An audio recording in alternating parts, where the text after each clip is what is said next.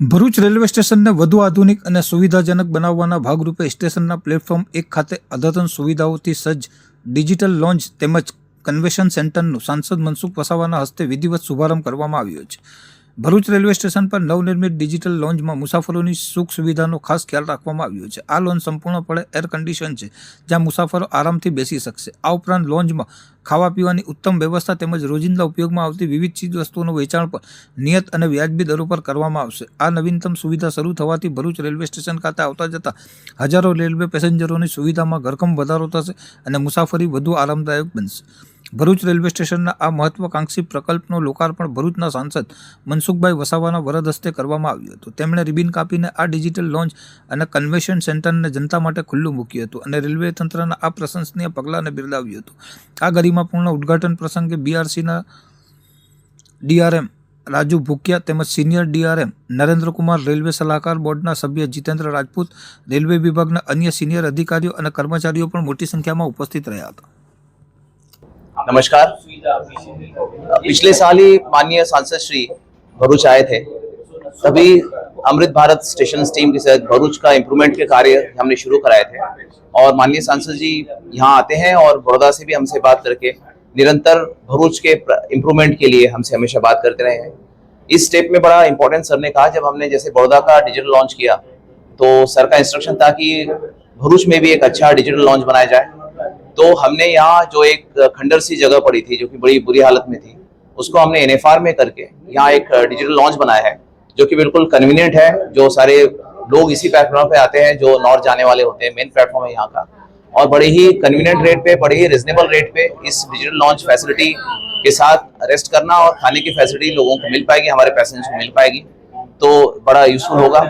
साथ ही हमने पश्चिम रेलवे का पहला कन्वीनियंस स्टोर जो है यहाँ भरूच में ही इसके बगल में शुरू किया है, ताकि जो पैसेंजर्स आएंगे उनको प्रॉपर रेट पे, जो उसका बेसिक रेट है, उस पे हर चीजें जो उनकी रिक्वायरमेंट होती है, छोटी छोटी चीजें पैसेंजर की, वो यहाँ मिल पाएगी। तो ये दो चीजें हमने कराई है यहाँ पे। साथ ही भरूच का फुटओवर ब्रिज का कार्य जो है, एमपी साहब हमेशा इसके लिए जो है पूछते हैं, ये बहुत ही जल्दी, अभी आपने देखा होगा एडवांस स्टेज पे है, इसको भी हम बहुत जल्दी पूरा करेंगे। एक महत्वपूर्ण चीज थी कि जैसे नर्मदा का ब्रिज है हमारा, ये करीब 100 साल पुराना है, इसका रिकंस्ट्रक्शन वर्क के बारे में काफी बार चर्चा हुई है। ये वर्क सैंक्शन हो गया है और जो नर्मदा पे ब्रिज जो है और उसके साथ वो ब्रिज बन जाएगा, भरूच यार्ड का रिमॉडलिंग होगा और साथ ही यहाँ पे प्लेटफॉर्म की लंबाई बढ़ जाएगी, ताकि फिर फ्यूचर में जो लॉन्ग डिस्टेंस ट्रेन है जो रोकने में तकलीफ आती है, तो ट्रेनें भी हम यहाँ रोक पाएंगे। तो इस तरह जैसे माननीय सांसद श्री ने बताया, तो रेल मंत्रालय हमेशा सांसद श्री के जो उनके रिक्वेस्ट होती है उसके ऊपर हमें इंस्ट्रक्शन देता है कि भरूच को बिल्कुल बड़ौदा, सूरत और मुंबई के स्टैंडर्ड्स का कराया जाए। इसलिए फैसिलिटीज निरंतर हम बढ़ाते जा रहे हैं और फर्दर भी जो रिक्वायरमेंट है यहाँ की, उसका ध्यान में रखते हुए भरूच स्टेशन को हम अच्छा सर्वोत्तम स्टेशन बनाएंगे। धन्यवाद। आज भरूच रेलवे स्टेशन पेसेंजरों की अपेक्षा मुजब डिजिटल लॉन्च आज उद्घाटन करवामां आव्युं।